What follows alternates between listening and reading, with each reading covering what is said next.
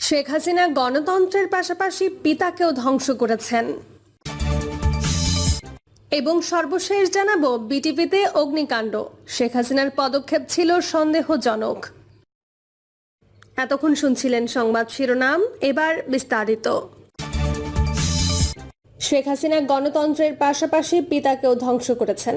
শেখ হাসিনা বাংলাদেশের গণতন্ত্রের মেরুদণ্ডকে পদ্ধতিগতভাবে ধ্বংস করেছেন। একটি দেশ যা একসময় উদ্যমী ও অংশগ্রহণমূলক রাজনৈতিক সংস্কৃতির প্রতিশ্রুতি ধারণ করেছিল, তার শাসনামলে ভিন্ন মত পোষণকারীদের ওপর চলেছে এক অপ্রতিরোধ দমন পীড়ন। বিরোধী নেতাদের কারাগারে পাঠানো হয়েছে, চুপ করিয়ে দেওয়া হয়েছে বা নির্বাসনে পাঠানো হয়েছে। সরকার বারবার নির্বাচনকে প্রভাবিত করেছে, বিশেষ করে 2014 ও 2018 সালের নির্বাচনে, যেখানে ভোটার দমন, ব্যালট বাক্সে জালিয়াতি এবং ভয়ভীতি প্রদর্শনের অভিযোগ ব্যাপকভাবে উঠেছে। তার শাসনে বৈশ্বিক গণতন্ত্র সূচকে বাংলাদেশের অবস্থান নাটকীয়ভাবে কমেছে, যা গণতান্ত্রিক আদর্শ ও প্রতিষ্ঠানগুলির পতনের প্রতিফলন। এককালে গর্বিত যে দলটি তিনি নেতৃত্ব দিতেন, সেই আওয়ামী লীগ এখন নিজেই তার ছায়া হয়ে উঠেছে, যেখানে চাটুকার এবং সুবিধাবাদীদের ভিড়। এই হাইব্রিড ক্যাডাররা তাদের যোগ্যতা নয়, বরং বিশ্বস্ততার কারণে নির্বাচিত হয়েছে, যা দলটিকে ব্যক্তিগত উচ্চাকাঙ্ক্ষার একটি মাত্র হাতিয়ারে পরিণত করেছে। সন্দেহজনক পটভূমির ব্যক্তিদের, এমনকি একজন দণ্ডিত যুদ্ধাপরাধীর ছেলেকে প্রকাশ্যে পাশে বসিয়ে নেওয়ায় দলের ভাবমূর্তি আরও কলঙ্কিত হয়েছে। তার শাসনে দুর্নীতি তীব্রভাবে বেড়েছে, যেখানে ট্রান্সপারেন্সি ইন্টারন্যাশনালের মতে বাংলাদেশ এখন বিশ্বের অন্যতম দুর্নীতিগ্রস্ত দেশ। বিভিন্ন সরকারি প্রকল্পের মাধ্যমে বিলিয়ন বিলিয়ন টাকা লুটপাট হয়েছে, বিশেষ করে ব্যাংকিং খাতের বিভিন্ন ঋণ কেলেঙ্কারি ও অর্থ পাচারের মাধ্যমে।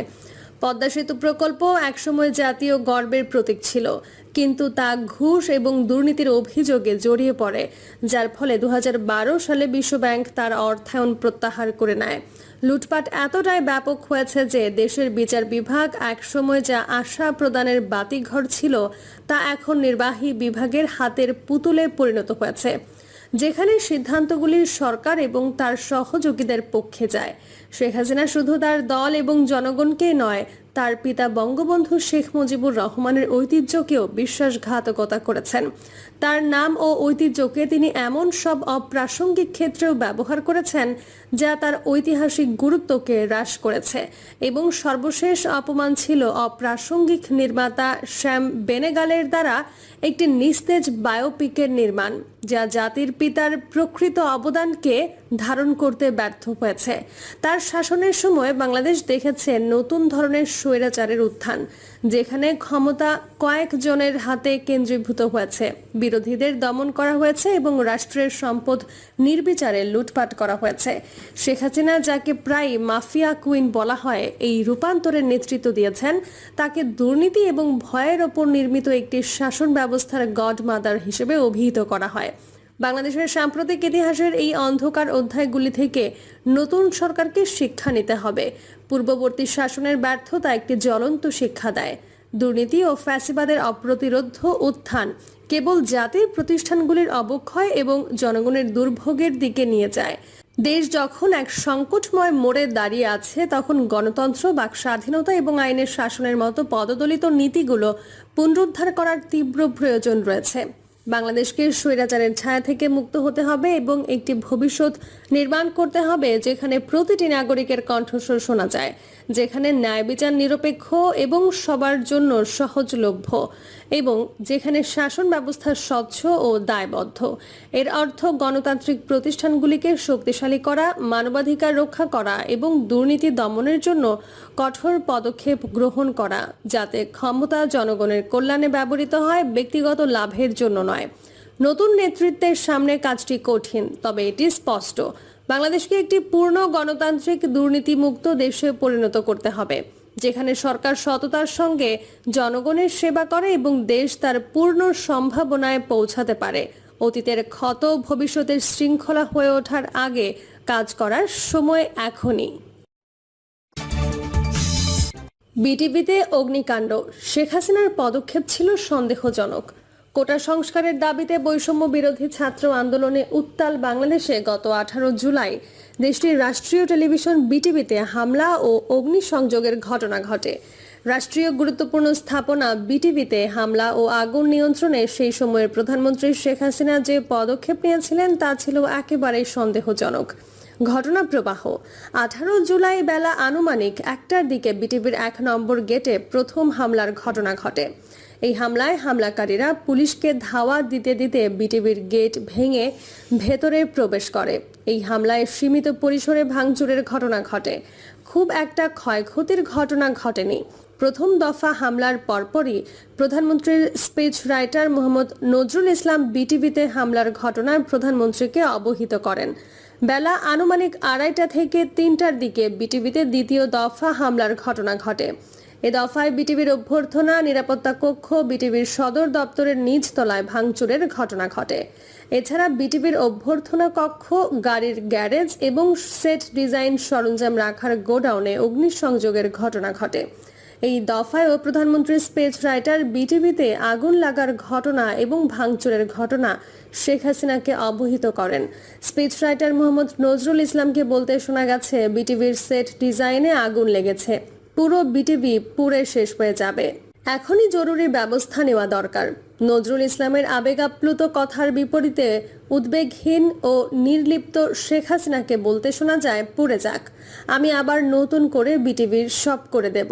শেখ হাসিনার এই কথাটা নজরুল ইসলাম ছাড়াও প্রধানমন্ত্রীর কার্যালয়ে মোহাম্মদ নজরুল ইসলামের রুমে থাকা আরও দুজন সরাসরি নিজের কানে শুনেছেন। তারা হলেন প্রধানমন্ত্রীর প্রেস উইংয়ের সংযুক্ত রিপোর্টার মাজহারুল আনোয়ার খান শিপু এবং মহিউদ্দিন মাহমুদ। শেখ হাসিনার সঙ্গে কথা বলে ফোন রাখার পর হতাশ স্পিচ রাইটার নজরুল ইসলাম বলেন, প্রধানমন্ত্রী বলছেন সব পুড়ে যাক, নতুন করে সব করে দেবেন। এ সময় নজরুল ইসলামের রুমে আরও উপস্থিত ছিলেন প্রধানমন্ত্রীর প্রেস উইংয়ের সংযুক্ত বিটিভির কর্মকর্তা আসিফুর রহমান এবং ফাহাদ ফেরদৌস। এরপর মোহাম্মদ নজরুল ইসলাম নিজেই পুলিশ, র্যাব, বিজিবি ও ফায়ার সার্ভিসের কর্তা ব্যক্তিদের সঙ্গে কথা বলেন। দ্রুত বিটিভির আগুন নিয়ন্ত্রণে ব্যবস্থা নিতে বলেন, কিন্তু কারো কাছে আশানুরূপ সাড়া পাননি। এক পর্যায়ে নজরুল ইসলাম উত্তেজিত হয়ে বলেন, শুয়োরের বাচ্চাদের চাকুরি খাবো, এরা কথা শুনছে না। এরপর প্রধানমন্ত্রীর প্রেস উইংয়ের কর্মকর্তা এবং বিভিন্ন সংস্থার মাধ্যমে বিভিন্ন মিডিয়ার প্রতিনিধিদের বলা হয়, বিটিভির আগুনের ঘটনা যাতে বেশি করে প্রচার করা হয়। মিডিয়াগুলোকে বারবার তাগিদ দেওয়া হয় যাতে এই ঘটনা বেশি বেশি করে প্রচার করা হয়। 71 টিভি, সময় টিভি সহ বেশ কিছু চ্যানেল ফলো করে তার সম্প্রচার করে। সন্ধ্যার দিকে আগুন ভয়াবহ আকার ধারণ করলে নজরুল ইসলাম আবার শেখ হাসিনাকে ফোন করেন। শেখ হাসিনার সঙ্গে কথা বলার পর নজরুল ইসলাম বলেন, প্রধানমন্ত্রী হার্ড লাইনে যাওয়ার নির্দেশ দিয়েছেন, ওপেন ফায়ার করতে বলেছেন। এদিকে সন্ধ্যার পর বিটিভিতে আবার হামলা হয়। এই হামলায় বিটিভির ট্রান্সমিশন বিভাগ ও নিউজ রুম ছাড়া সবকিছু ভেঙে তছনছ করা হয়। এদিকে বিকেলে যখন সেট ডিজাইন বিভাগে আগুন লাগে তখন বিটিভির কয়েকজন কর্মকর্তা বিটিভির জিএম মাহফুজাকে সেট ডিজাইন গোডাউনের পাশে হিসাব রক্ষণ ও প্রশাসন বিভাগ থেকে কাগজপত্রগুলো সরিয়ে আনার পরামর্শ দেন, কিন্তু মাহফুজা কৌশলে কাগজপত্রগুলো সরাতে দেননি।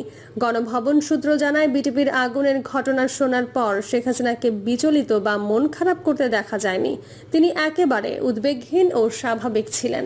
একজন কর্মকর্তা বলেন, পরবর্তীতে যখন দেখলাম প্রধানমন্ত্রী বিটিভিতে গিয়ে কাঁদছেন তখন আমরা খুব অবাক হয়েছি, কারণ যখন আগুন লাগে বা হামলার ঘটনা ঘটে তখন তিনি 1টার সময় পর্যন্ত নিষ্ক্রিয় ছিলেন, হয়তো অপেক্ষা করেছেন বেশি করে যেন ধ্বংস হয়, এটিকে দেখিয়ে ছাত্র জনতাকে গুলি করে মাঠ ছাড়া করবেন। এদিকে বিটিভির একজন কর্মকর্তা বলেন, সন্ধ্যার পর যে হামলা হয়েছে সেই হামলায় সবচেয়ে বেশি ক্ষতি হয়েছে বিটিভির। তিনি বলেন, বিটিভির হামলার ঘটনায় ঠিকাদার কামরুলকে ধরা হয়েছে। ফুটেজে তাকে হামলার নির্দেশনা দিতে দেখা গেছে। কেউ একজন ভিডিও করে সেটা সোশ্যাল মিডিয়ায় ছেড়ে দেয়, পরে সেটা নিউজ 24 টিভিতে প্রচারও হয়। এই কর্মকর্তার সন্দেহ পোষণ করে বলেন, ঠিকাদার কামরুল দীর্ঘদিন বিটিভির ঠিকাদার হিসেবে কাজ করছে, সে বিটিভির প্রতিটি অলি গলি সব চেনে। অবাক করা ব্যাপার হলো, সে সব কিছু ভাঙার নেতৃত্ব দিয়েছে, কিন্তু ট্রান্সমিশন বিভাগ ও নিউজ রুমে কোনো হামলা করেনি। এখানে সবাইকে জিম্মি করে ঘোষণাও দিয়ে দিতে পারত, সেটাও করেনি। এখানে কোনো যোগ সাজস থাকতে পারে। বিটিভির আরেকজন কর্মকর্তা বলেন, সঠিক সময়ে পদক্ষেপ নিলে বিটিভিতে এত ধ্বংসযোগ্য হতো না। রাতের বেলা বিটিভিতে সবচেয়ে বেশি ভাঙচুর ও ধ্বংসযোগ্য হয়, কিন্তু অবাক করার বিষয় হলো পুরো বিটিভি ভেঙে তছনছ করা হয়েছে, কিন্তু ট্রান্সমিশন বিভাগ ও নিউজ রুমে কোনো হামলা হয়নি। যেসব জায়গায় ভাঙচুর হয়েছে তার আশেপাশেই এগুলো ছিল। তিনি বলেন, এর পেছনে কোনো ষড়যন্ত্র আছে কিনা এটা তদন্ত করে দেখা উচিত। প্রিয় দর্শক, এই ছিল এখনকার সর্বশেষ সংবাদ। আপডেট সব সংবাদ পেতে চ্যানেলটি সাবস্ক্রাইব করে বেল আইকনটি ক্লিক করে রাখুন।